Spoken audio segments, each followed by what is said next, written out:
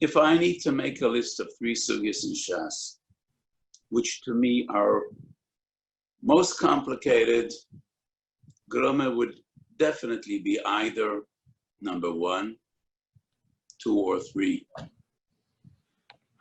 It is one of the most broad-based sugyas in Shas. It affects so many different areas. Gromah b'Shabbos, Gromah b'Nezikin, Gromah b'Retzicha. And there are many different sugyas. Sanhedrin, Ayin Zayin, Ayin Ches, dealing with Retzicha.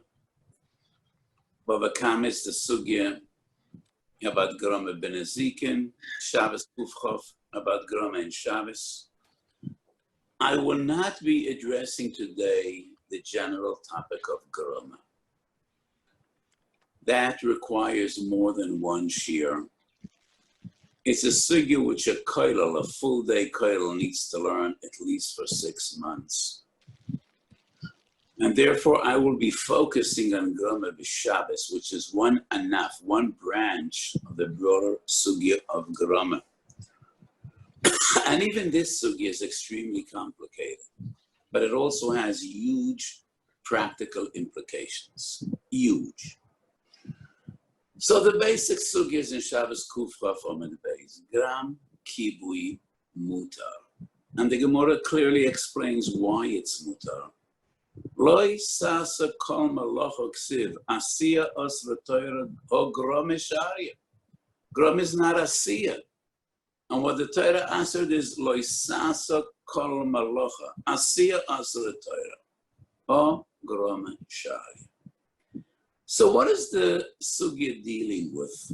Nafrud leike b'toich habayis. There's a fire in your home, and you naturally want to extinguish that fire, put out that fire. So if we're dealing with a pikuach nefesh, it goes without saying, take a water hose, take a pail, and put out the fire. It's not a pikuach nefesh situation. You could take your kids and your wife and leave the house and just sit outside and watch the spectacle. Your house burned down.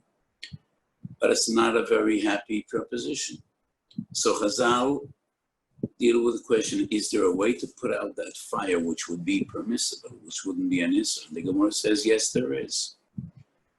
So you take all the kli cheres you have in your house, you fill them up with water, you put them around a perimeter surrounding the fire. So when the fire will get bigger, the heat will become more intense. Those vessels ultimately will disintegrate and break up. The water will come gushing out and put out the fire. And the Gemara says that's permissible. Gram kibui mutar. Most of the Rishonim maintain it's mutar lachatchila. That's the lashon of the Gemara. Gram kibui mutar. The Mordechai is one out of the Rishonim that says Grama is an issur d'Rabbanan. It's mutar b'mokum seida. So when you have a fire in your house and the fire is going to destroy your furniture, your belongings, your possessions, and maybe even the house will burn and be reduced to ashes, it's seida b'mokum hefsed. Gromah is mutar. It's a surprise that the Ramon, Siman Shin Lamed Daled, paskins in accordance to the Mordechai. And the Ramon maintains that Gromah is also, and it's only mutar b'mokum seida. Shulchan Aruch is mashma k'divrei shara rishonim that there is no issur in Gromah at all, and it's mutar lechatchila. Why is the Ramon machmir kedas yochid? That's a separate discussion. It's interesting. So the Mishnah Berurah maintains that it's a steer in the Ramon Hilchos Yom Tov Yis Meikel, and maybe there's a difference between Shabbos and Yom Tov. And even the Ramon that's machmir, it's only by Shabbos, which is in Issa Koros and Mises based, and Yom Tov is only a lav. So by Yom Tov, the Ramon would agree that it wouldn't be an issur, it would be mutar even shelo b'mokum seida, but that's a separate discussion. I want to take advantage of today's shiur just to define what is considered Gromah hamuteres b'Shabbos. And why is this so important? It's important because in our day and age, it is difficult to define the boundaries and the limits of Pikuach Nefesh. And therefore, there are two organizations, two institutions in Israel, which for the past 40 years have been developing Gromma gadgets and Gromma tools. The Machana Technology, which was founded by Agon Reb Levi Yitzchak Halpin, Zechroinu Levrocha.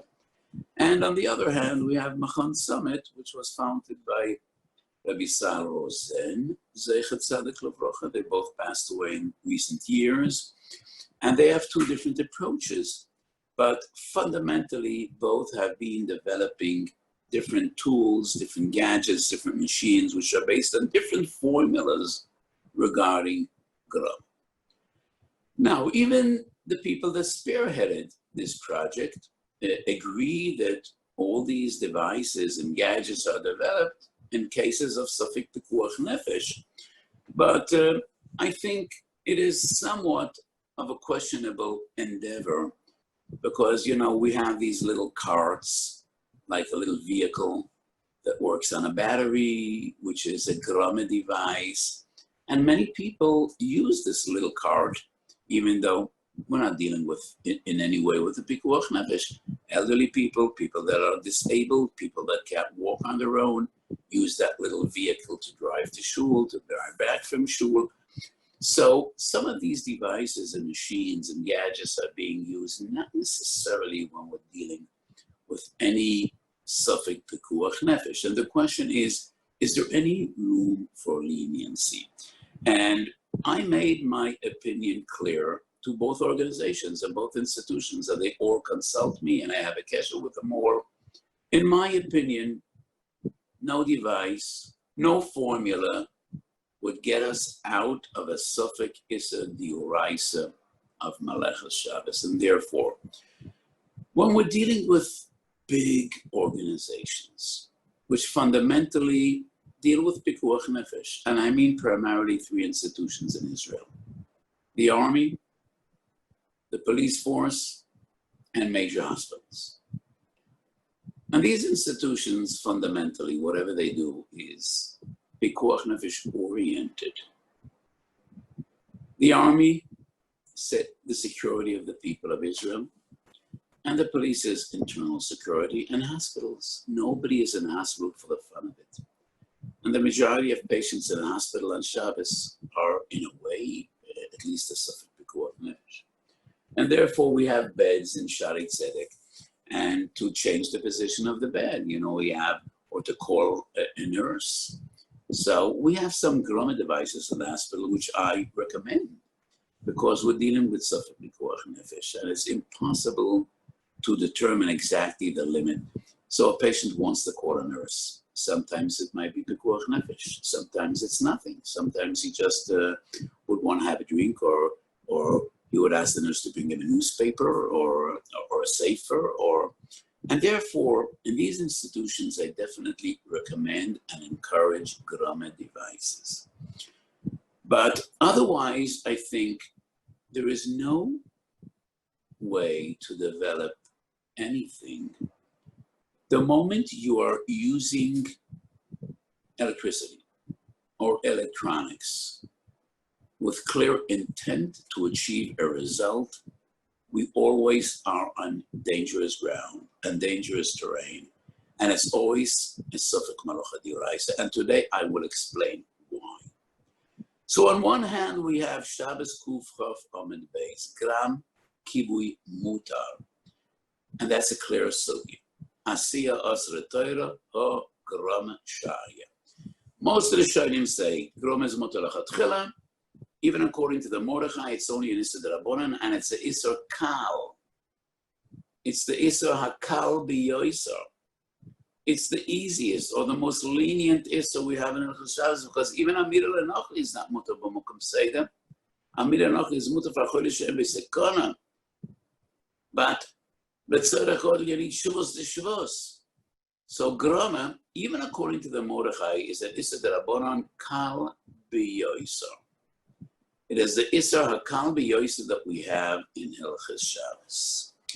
So what's the problem with Gromma devices? The problem is there's another sugya in Shas which seems to contradict the sugya in Shabbos Kuf Chof, and that is in Bava Kama Samach Obadala. So Bava Kama Daf Samach, we're dealing with Gromah ben Ezikin. And that is one of the three major sugyas in Shas, dealing with the Gromah concept. So the Gemara says, Gromah ben Ezikin Potu. And one of the examples of Gromah ben Ezikin, Libo ve'libis ruach. Person put on a fire. He stoked that fire.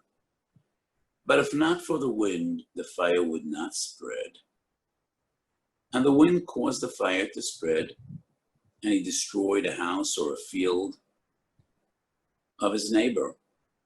Poter mitashlimin. He does not bear liability. And why? Gromah ben Ezikin. So the Gemara asks the question, Ma'ishnu mezorech v'ruach mesayeh soishul chayev.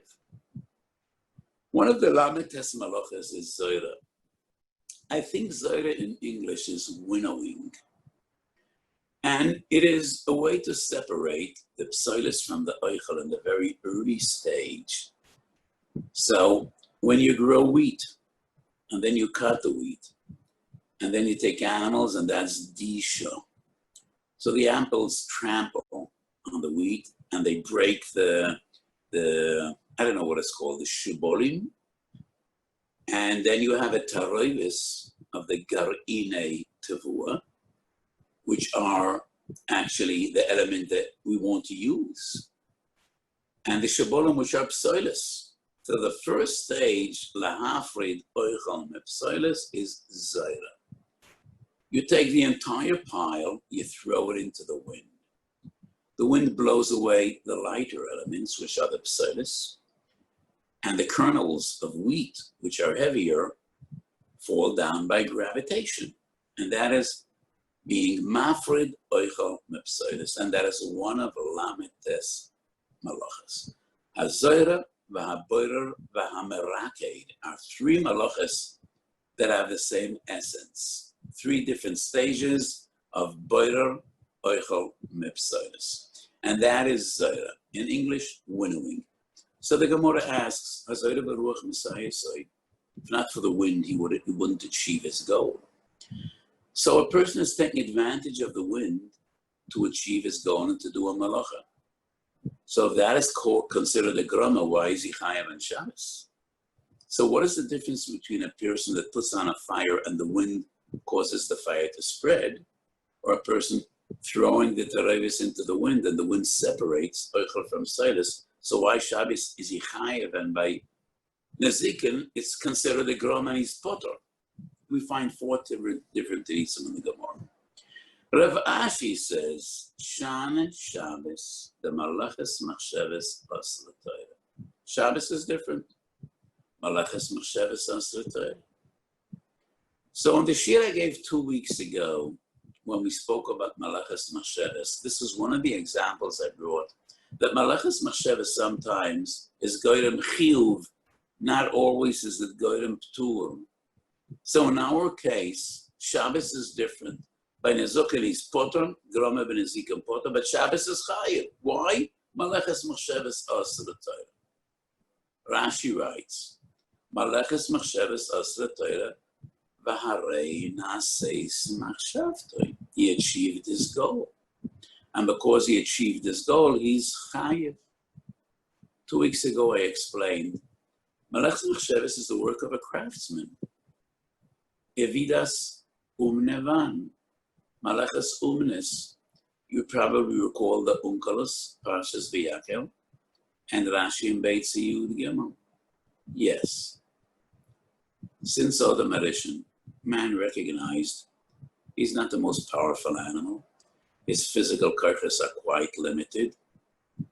But HaKadosh Baruch Hu gave him brains far beyond what he bestowed upon any other creature.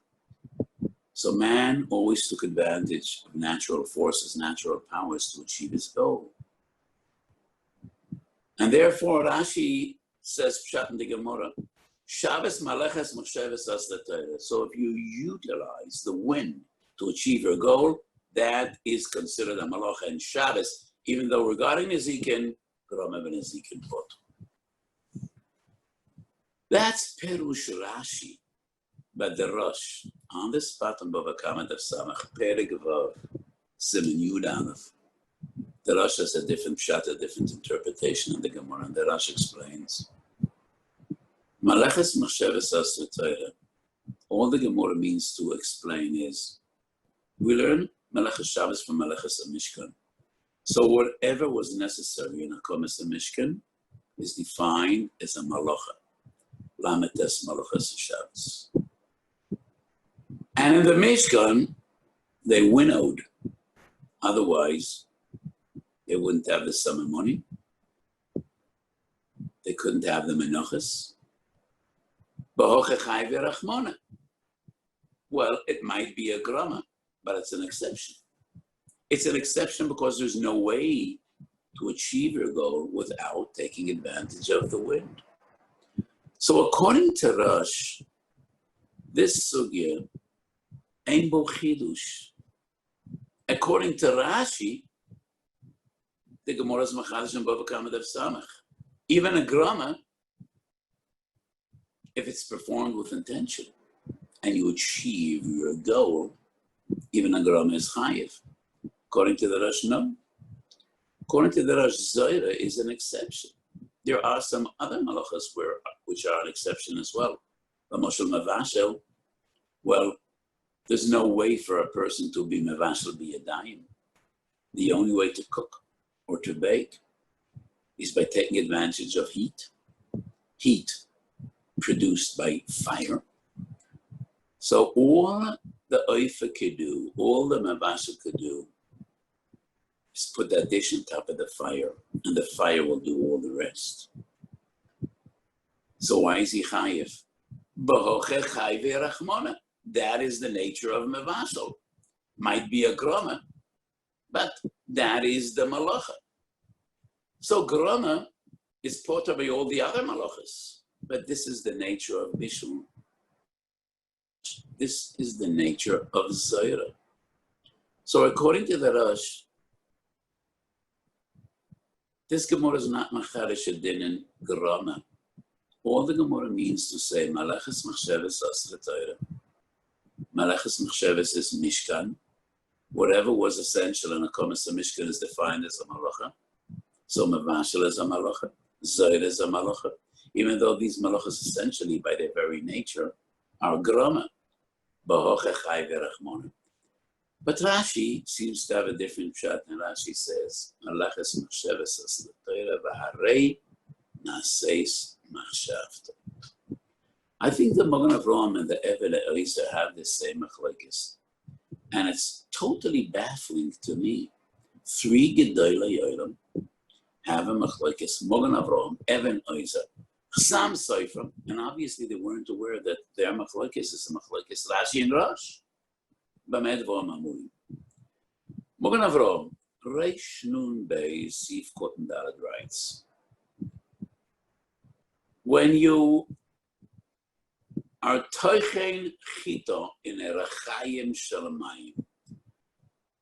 Well, I speak a somewhat decent English, but dealing with terms, sometimes I don't find the right words. What's a rachayim? I think it's a mill.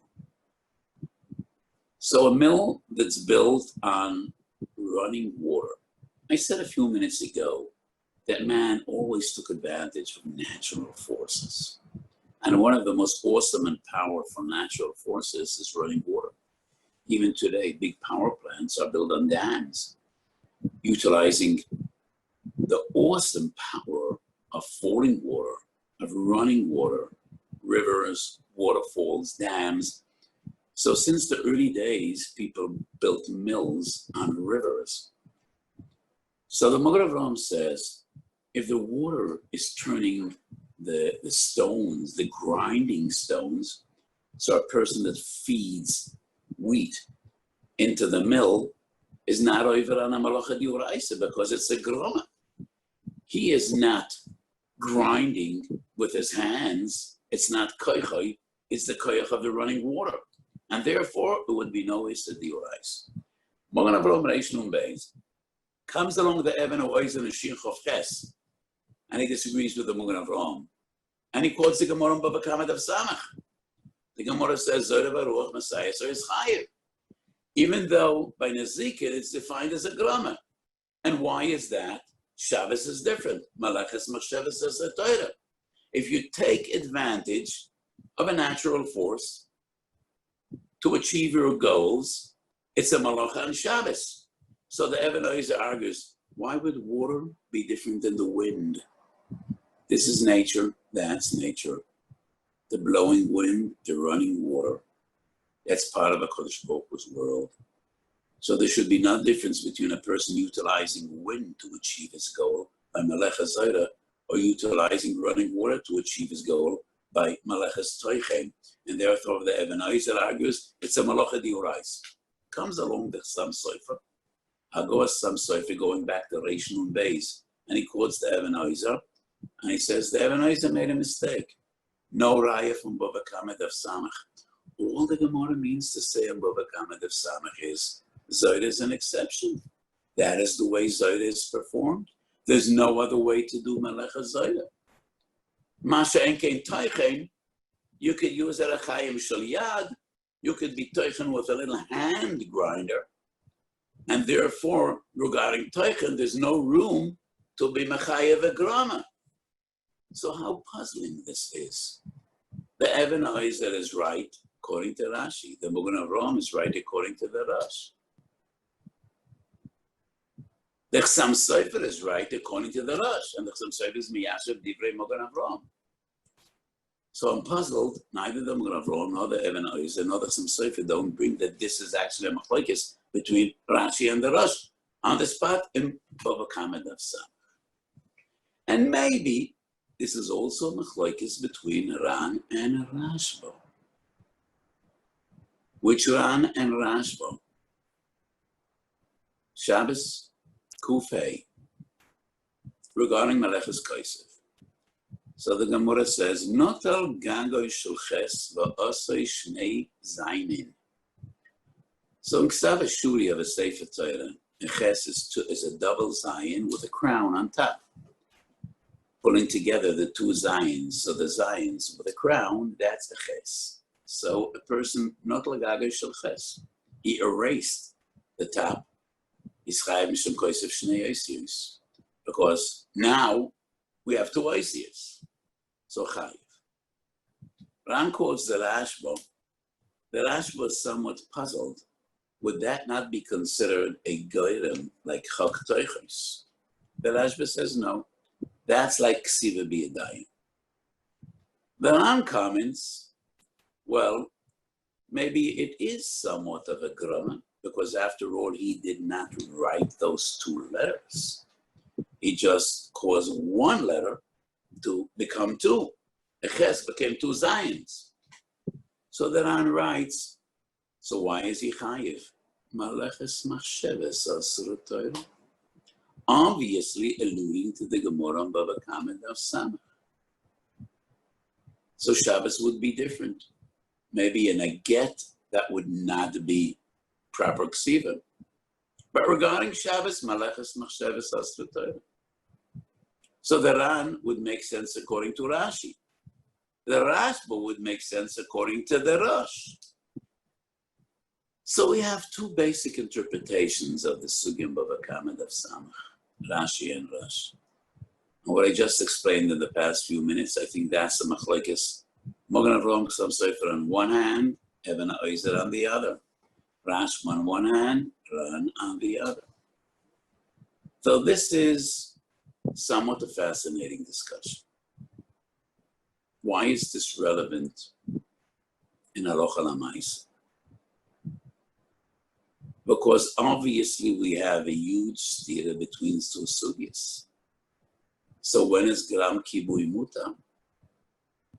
So coming back to the story in Shabbos of Kuf Rafa Mudabeis, the person wants to put out that fire, and that's his clear intention. How does he achieve his goal? Filling up vessels with water, putting them in a ring around the fire, hoping ultimately that the heat will become intense, the temperature will rise, the vessels will break up, and ultimately he'll achieve his goal and the fire will be extinguished. Why don't we say Malachas Machshavas Asvatay?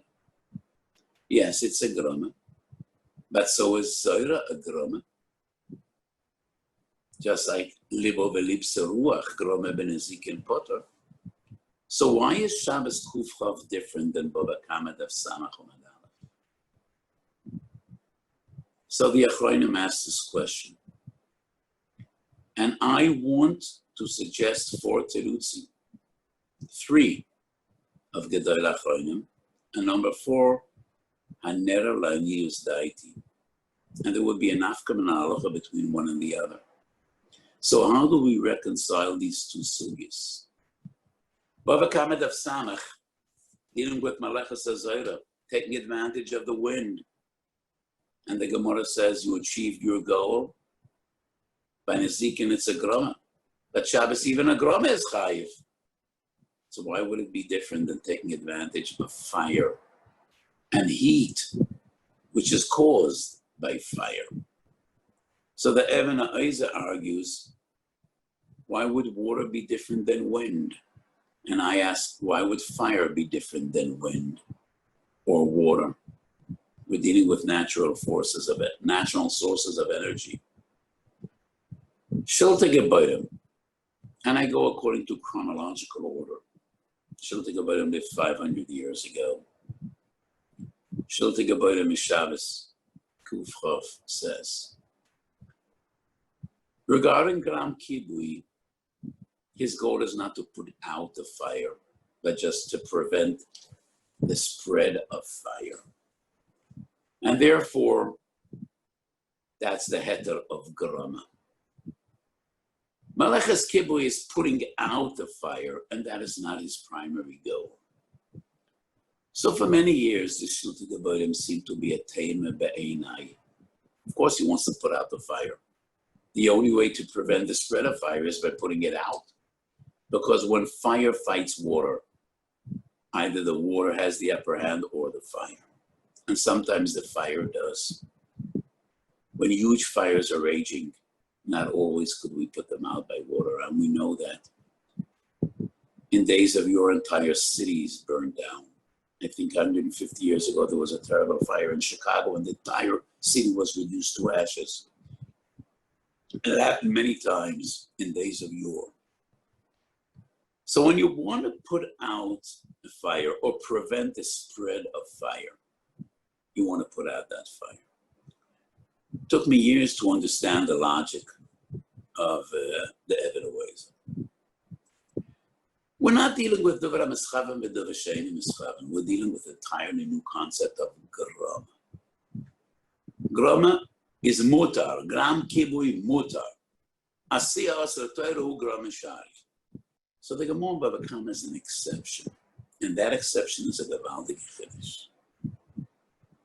A new Chiddush in the broad sugi of Malachas Machshavas. Therefore, according to the Shilte Gebodim, Malachas Machshavas doesn't render a grama to be an Isser Dioraisa unless its clear intention and primary goal is the Malacha. So when you put those vessels around the fire, your real goal is prevention. You know that the table in which the fire is burning, that's gone. You can't save that. What you really want is to prevent the fire from spreading and destroying your entire house. You're aware that the only way to prevent the spread of fire is by putting it out, but that is not your primary goal. What you're concerned about is prevention, preventing the spread of fire. And in that case, we don't say Malachas Machshavas Asratayah. Makes a lot of sense to me. After all, Shilte Gebodim is number 1 on my list.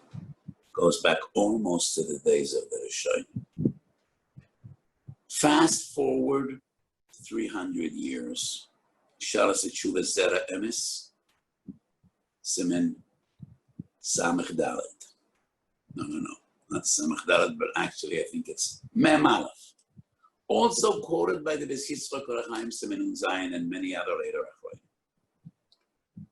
Zera Emes differentiates between Zera, in which the factor of immediacy is crucial. He's taking advantage of the wind, and he achieves his goal immediately. As he throws the taroivis into the wind separates Eichel from Soyos. That is Malachas Machshavas Chayev. But the time lapse between filling up those kelim with water and putting them around the fire, and it takes time. The fire will become bigger, the heat will become more intense. It takes time for the vessels to be affected and broken up. And therefore, that is the Gromah that's mutar. We do not say Malachas Machshavas Asra Torah only when the result is and the person is actually involved and engaged in the stage in which the Melachah is brought to be. And that is the finish of the Zera Emes. That is his approach to be miyashav what seems to be a stira between these two fundamental sigas. Number 3, Achiezer. Another 100 years, fast forward. Chele Gimel Siman Samach. The Achiezer suggests number 3, and he says, it is only defined as Malachas Machshavas if you're doing a Malacha in its most proper and efficient fashion. So, Zaira is taking advantage of the wind. It's the only way to do Zaira. He's not doing it in a strange fashion because he wants to prevent Chilul Shabbos. He's doing it Shabbos the same day he would do it all week. He's doing it Shabbos the only way there is to achieve the goal. Today we have machines doing this stuff. But going back to the Mishkan, 2,500 years, 2,000 years was the only way. So when you do a malacha in a proper fashion, which requires taking advantage of a natural force, that is malachas machshavas. And that is an issa d'oraisa. But we want to put out a fire. The craziest way to do it is to fill up kelim with water and put them around the fire. In the middle of the week, a normal person, a non-Jew, would take a hose and put out the fire in 3 minutes. So you're working like a mule, filling up 100 kelim with water. You're going to have tons of water. What the fire will spare, the water will destroy, and you're going to break up all the kelim you have at home. That cannot be defined as malachas machshavas. It's a crazy way to put out a fire. So malachas machshavas is also taking advantage of a national force in an efficient and normal and proper way. And that is malachas hazayra. That is not the case of Gram Kibbutz.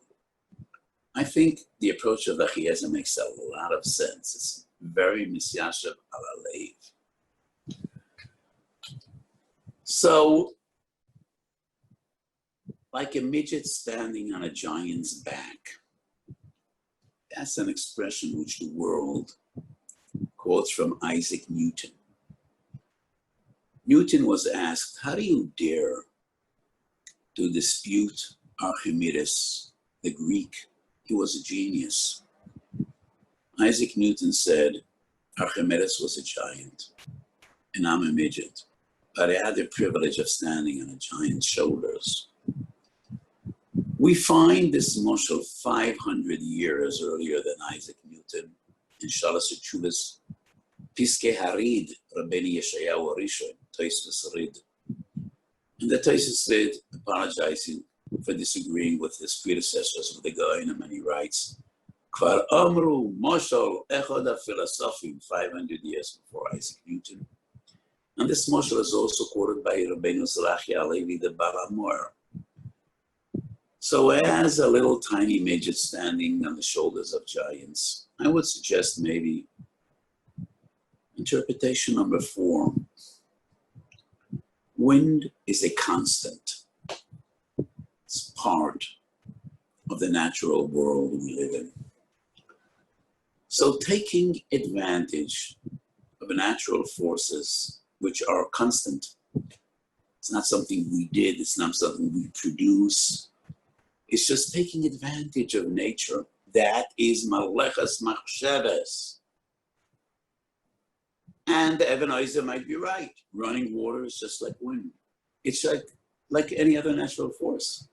It's like gravitation.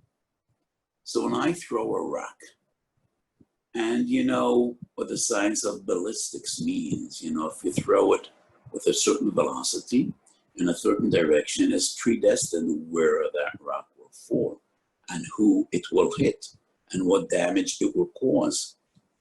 But is that a gromma? I threw up, but what goes up must come down. That is gravitation. Would that be defined as a gromma? Of course not. It's part of nature. You know where you throw, where it's going to fall. So taking advantage of wind or water is like taking advantage of gravitation. It's a constant. It's part of the world. That is Melachah's machshavas. But when you put on a fire, this fire is not a constant. You put on the fire and you take kalim, you fill them up with water and you position them in a way around the fire, and it'll take time till the fire spreads and the kalim will break and the water will flow out in this direction. That is not only taking advantage of a natural force, which is a constant. This is totally artificial, totally man-made. And because there are various stages till you achieve your goal, that is a gromma, and that's not Melachah's machshavas. So we have 4 different interpretations. So all of these gromma devices are all based on the Zera Emes. And they have an artificial time lapse, which we achieve with technology. So between pressing the button and having the engine go on, usually it's a second or 2 seconds. So we have a computer keyboard. Is it called a keyboard, or only a piano or an organ has a keyboard? I don't know. You know, I have a problem with terminology. So when you have a computer or keyboard, so Summit has a Shabbos computer. So there's a time lapse between pressing the letter or the number and having it appear on the screen, half a second. Because they did tests. If it'll take 2 seconds or 3 seconds, nobody will use a computer. When you use a computer and you want to see on the screen what you're punching in, 2 seconds is eternity. Nobody will use it. I want to tell you a story. I visited Shlit Hospital. So we have isolation rooms in the cancer ward. People that have a compromised immune system need to be isolated. So there's a double door in those rooms. You need to press a button and the first room opens up. And until the first door opens up, and until that door closes, it is only then that you could press a button and have the second door open up to make the room less accessible and to make sure that only people that are authorized to enter will get in. So once I visited the ward and the nurses complained it takes too much time. Each door is a gromma activated, so we have a time lapse. So 2 doors, and each door has a time lapse. You can't work that way, the nurses complained. And I said, well, I think it's only about 15 seconds from when you press the button till the door opens. And they said, no, it's a half a minute. And I said, let's walk over there and check out how much time does it take. They were all shocked. I and them as well. 3 seconds. They were sure it's a half a minute. I thought it's about 10 seconds, 15 seconds, 3 seconds. Sometimes 3 seconds is eternity. Yes. When you're a nurse working in a cancer ward and you're really overburdened, 3 seconds is a lot of time. So when you use a computer, 2 seconds is too much time. Nobody will use it. So the time lapse, I think, is half a second. And that is based on the Zeta Emes. So my argument is, who says the Zeta Emes is right?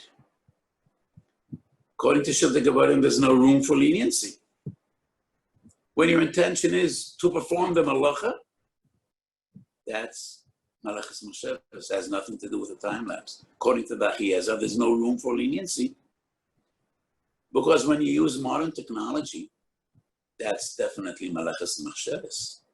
It's not some primitive way of putting out a fire and losing so much money and destroying half of your house until you get there. So how could we be matir based on 1 out of 4 interpretations terutzim? And I don't even think the Zeta Emes is the most reasonable teretz on the stira. I argue even more than that. The Zeta Emes has nothing to do with the time lapse achieved with modern technology. Even the Zeta Emes, all he means to say, this is a process that might come into fruition and it might not. So maybe those vessels won't break up. Maybe the water will flow in the wrong direction. Maybe the water wouldn't be enough to put out the fire. That's a gromma. This is a process that takes time.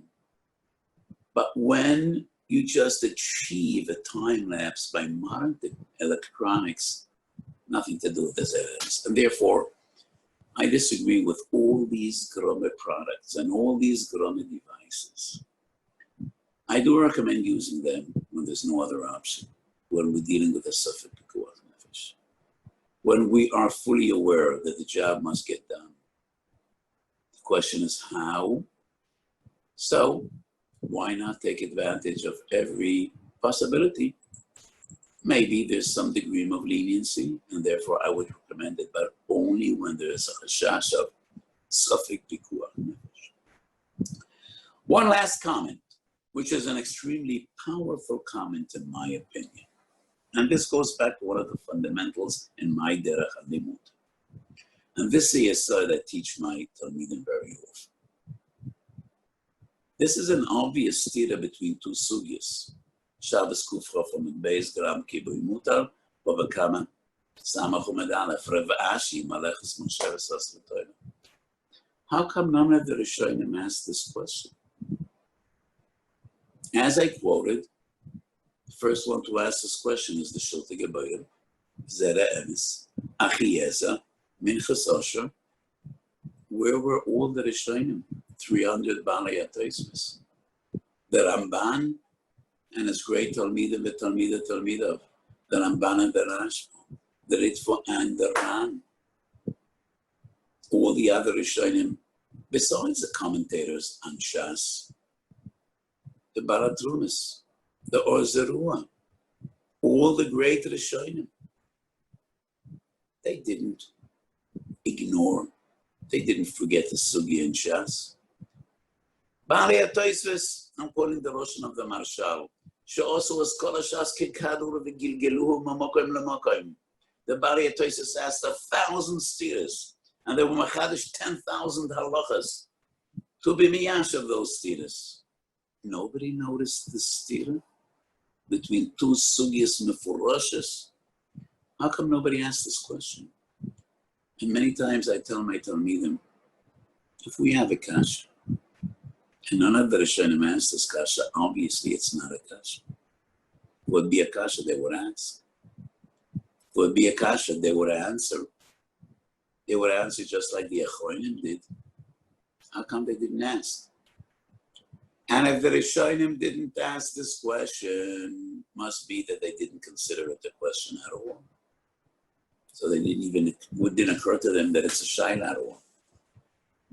So the only logical answer, in my opinion, would be that all of the other Rishonim halchu b'darko shel harash, and their understanding of the Ramban, the Rashba, the Ritva, the Ran, and all the others was not in accordance to Rashi's interpretation, but rather according to the Rash. And according to the Rash, there's no stira at all. All the Gemara means to say in Bava Kama of Samech is that Zoyra is an exception, like Mevashel is an exception. I agree that Rashi's pshat is Misyashev Tvei B'Loshen HaGemara. But that's not an argument. The fact that none of the Rishonim asked the stira leads to a conclusion. They felt it's not a stira at all. And that is why I think the other Rishonim, they understood like the Rosh. All the Gemara means to say in Bava Kama of Samech is Melachah's Machshavas Aslatayra, Zayda wasn't the Mishkan, and therefore Zayda is an exception. Mechaber is not an exception, because you could do Kibbul B'Yadayim.